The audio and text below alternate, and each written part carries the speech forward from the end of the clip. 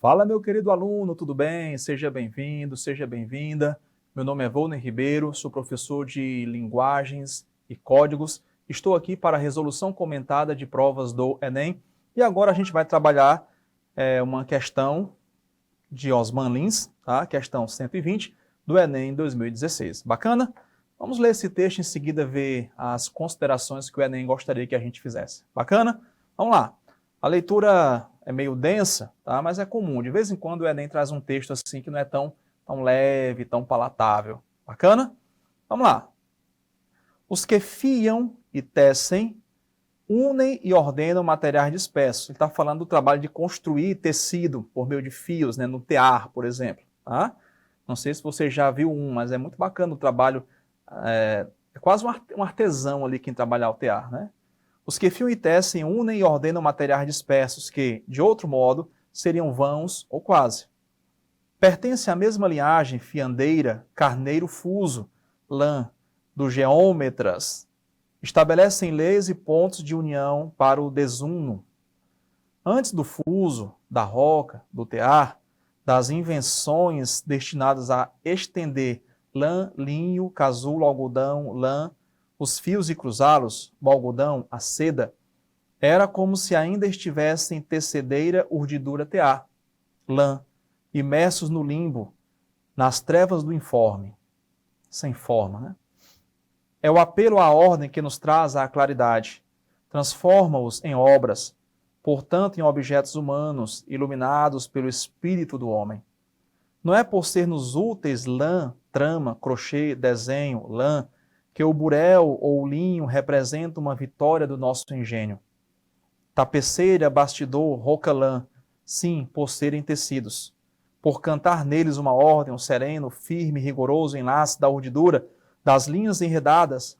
Assim é que lã, coser, agulha, capucho, lã, que suas expressões mais nobres são aquelas em que, com ainda maior disciplina, floresce o ornamento.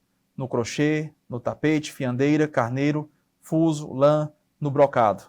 Então, é como se, por uma espécie de alquimia, de mágica, de álgebra, de mágica, né? Algodoais e carneiros, casulos, lã, trama, casulo, capucho, lã, campos de linho, novamente, surgissem com uma vida menos rebelde, porém mais perdurável. Aí você pode dizer assim, professor, não entendi, foi nada, né?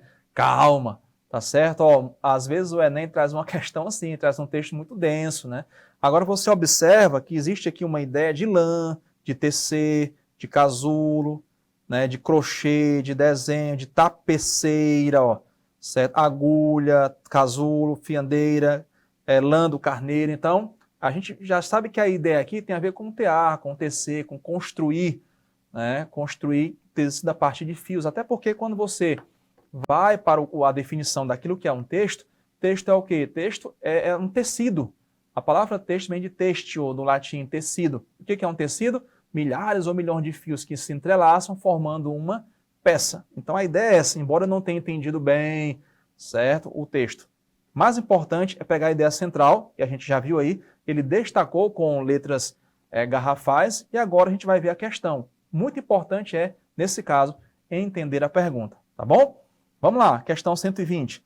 No trecho retirado do conto Retábulo de Santa Joana Carolina, retábulo tem a ver com a parte religiosa ali de uma igreja, né?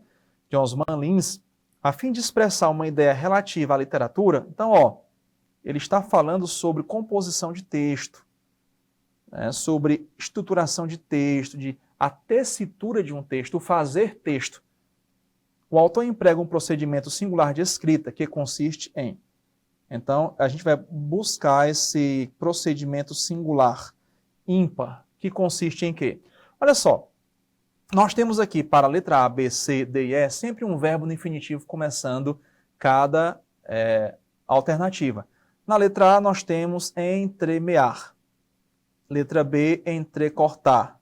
Na letra C, insinuar. Letra D, dissertar. Na letra E, confrontar. Confrontar. Certo? Então, muito importante aqui é a gente entender esses verbos. Tá? Tudo gira em torno desses verbos. Porque há uma ideia apresentada aqui, uma ideia relativa à literatura, E a questão quer saber qual é o procedimento singular que ele emprega. Seria entremear, entrecortar, insinuar, dissertar ou confrontar. Então, eu coloquei para vocês aqui, para a gente entender esses verbos, porque tudo gira em torno dos verbos. Tá? Entremear significa o quê? Pôr no meio, misturar. Né? Entremear é pôr no meio, é misturar, está entremeado, está envolvido, está interligado ali.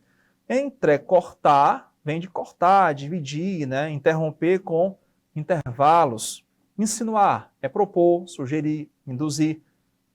Okay? Quando alguém insinua algo, ela está sugerindo algo. Dissertar é aquilo que você vai fazer. Dissertar é discorrer sobre, é explanar, é expor, é explicar, é apresentar uma tese, defender com argumentos. Embora nem toda dissertação precise disso, a do Enem precisa, tá? Confrontar. Confrontar é isso aqui, é fazer o cotejo. Cotejar é isso aqui, é acarear, é colocar cara a cara, né? Comparar. É pôr frente a frente. Então, como ele está associando aí o processo de escrita com o processo de unir fios, esse tecido aqui, né? O tecido da roupa que você usa agora, nasceu de quê? Do entremeio, do entrecorte, da insinuação, da dissertação ou do confronto? Os fios estão entremeados, estão misturados. Assim é um texto. Então, a letra A aqui vai ser a nossa resposta.